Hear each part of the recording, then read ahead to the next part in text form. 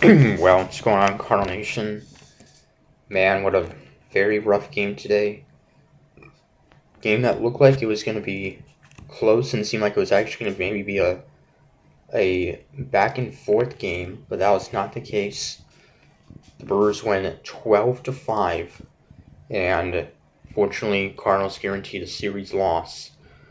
Uh, and yeah, so uh, the Brewers would take a early 2-0 lead in the top of the first, two-run home run by the former Philly Rhys Hoskins, who signed with the Phillies in the offseason. Hoskins, who did not play at all last year because of an ACL injury. And this was his fourth home run, so that would make it 2-0 Milwaukee early on.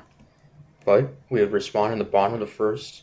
Nolan Arenado with an RBI double to cut the lead to 2-1. But too bad we could have gotten more runs, could have even taken the lead. But we stranded the runners.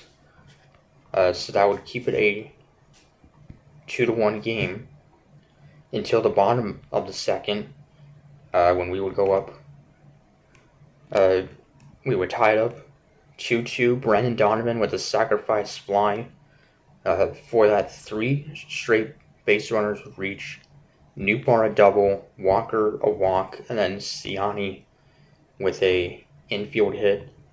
Paul Goldschmidt would give us the lead with an RBI groundout, and then Wilson Contreras with an RBI single to put us up 4-2 and for Wilson. That extends his hitting streak to 13 games, which I think is the longest currently in baseball right now. So Contreras off to a solid start to begin the season. So Michaelis would then have a clean third inning, but then in the top of the fourth, after a leadoff double by Perkins, the Brewers would tie it up 4-4. Two-run home run by Bryce Terrain. That would tie it up 4-4, and then the next batter on a 1-2 pitch, rookie Jackson Chourio with a solo home run to give the Brewers a 5-4 lead. Already his fourth home run of his career. He's only 20 years old, so that would give Milwaukee a 5-4 lead. We would then strand a runner on in the bottom of the fourth. Michaelis would then get 2 outs in the top of the fifth, and then left-hander Zach Thompson would take over, and then he would allow 2 base hits in the sixth. RBI single to William Contreras to make it 6-4, and Giovanni Gallegos would then come in, and he would allow 3 runs, a double and a single, and then a run would score on a wild pitch by Gallegos. So 4 runs in the sixth, and all of a sudden we were down by 5. Then in the seventh, Jackson Chourio would score on an error by Mason Wynn. That would force in a run to make it 10-4 Brewers. Before that, Chourio would walk, would then steal second, and then would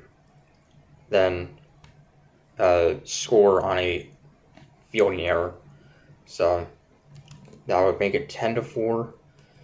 And then in the top of the ninth, with Andre Palante still on the mound, Jackson Chourio RBI single to make it 11-4.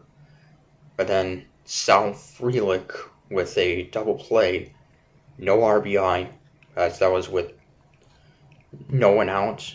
Run would score to make it 12-4. We would get a run in the bottom of the ninth. Nolan Arenado with a sacrifice fly, that would make it 12-5.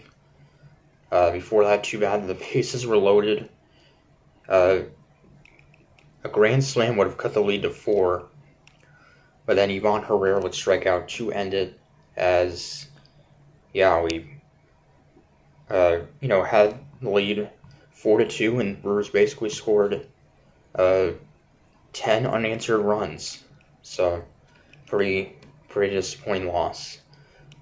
Yeah, a huge day for rookie Jackson Chourio, the Brewers right fielder, with 3 hits. Also would walk twice. And the Brewers overall would have 18 hits in this game. Every player in their line, but actually every player except one, had at least 2 hits in this game. And all but 2 batters scored at least a run. So a huge day for them. Michaelis, just not a great outing. 4 1/3, gave up 5 runs, allowing 3 homers. So he's off to a rough start to begin the season. Andre Palante also would pitch 3 innings, but would allow 2 runs, one of them also unearned because of that error. So hope to bounce back Sunday afternoon. Sonny Gray getting started, looking to go to 3-0 as a Cardinal. And for the Brewers, right-hander Colin Ray. So see how Sonny does. He's been outstanding so far. So till Sunday, comics per saying, go Cards.